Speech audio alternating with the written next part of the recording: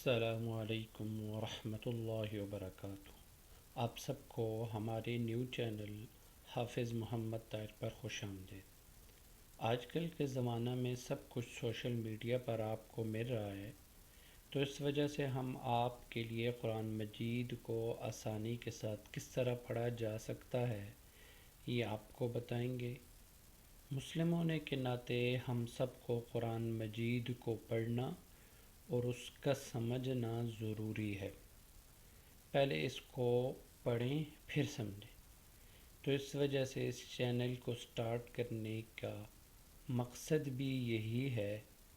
تو سب سے پہلے نورانی قاعدہ سے ابتدا کریں گے اور اس کو روزانہ کے حساب کے ساتھ انشاءاللہ ویڈیو کے ذریعے آپ تک پہنچائے گی۔ اس کے علاوہ جو آن لائن کلاس لینا چاہے وہ رابطہ کر سکتے ہیں،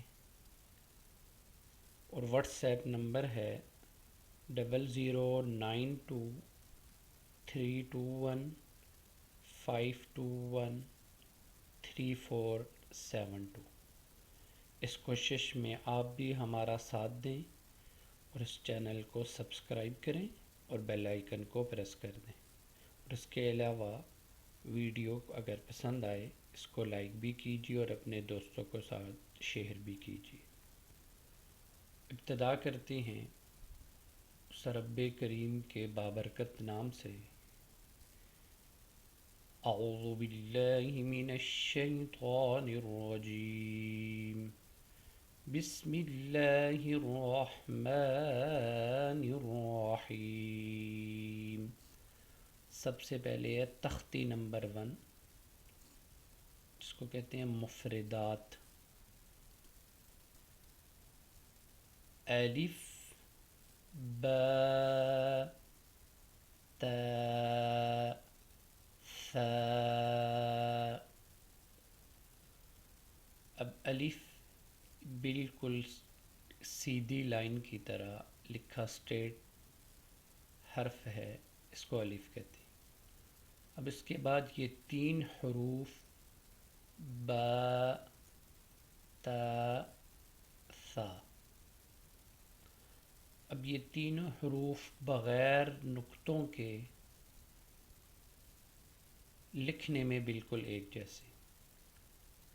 جس حرف میں نیچے ایک نقطہ ہو یا ڈاٹ اس کو با کہیں گے، اور جس حرف کے اوپر 2 نقطے یا 2 ڈاٹس ہوں وہ تا، اور جس حرف میں اوپر کی سائڈ 3 نقطے یا 3 ڈاٹس، ان حرف کو کہیں گے ثا۔ اس کے بعد 3 دوسرے حروف ہیں جیم ح خا۔ اب یہ 3 حروف بھی بغیر نقطوں کے لکھنے میں بالکل ایک جیسے۔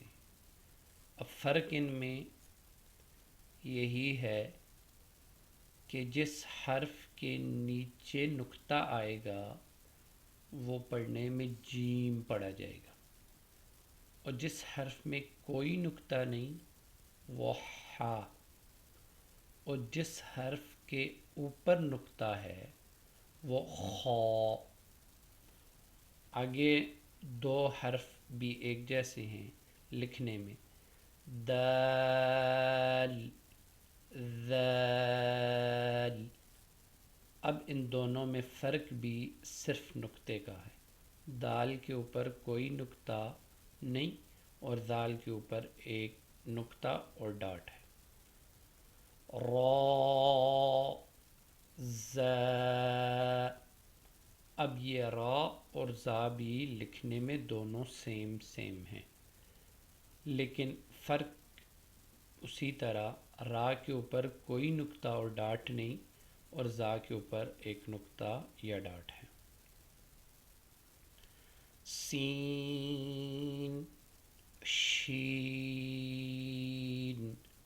اب سین کے اوپر بھی کوئی نقطہ اور ڈاٹ نہیں اور شین کے اوپر 3 ڈاٹس، صاد، ضاد۔ اب صاد کے اوپر بھی کوئی نقطہ اور ڈاٹ نہیں، اور ضاد کے اوپر ایک ڈاٹ، طا، ظا۔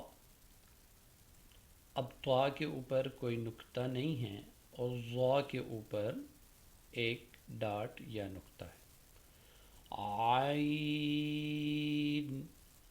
غین۔ عین اور غین بھی لکھنے میں ایک جیسے ہیں، لیکن عین پر کوئی نقطہ یا ڈاٹ نہیں اور غین کے اوپر ایک نقطہ ہے۔ ف، قاف۔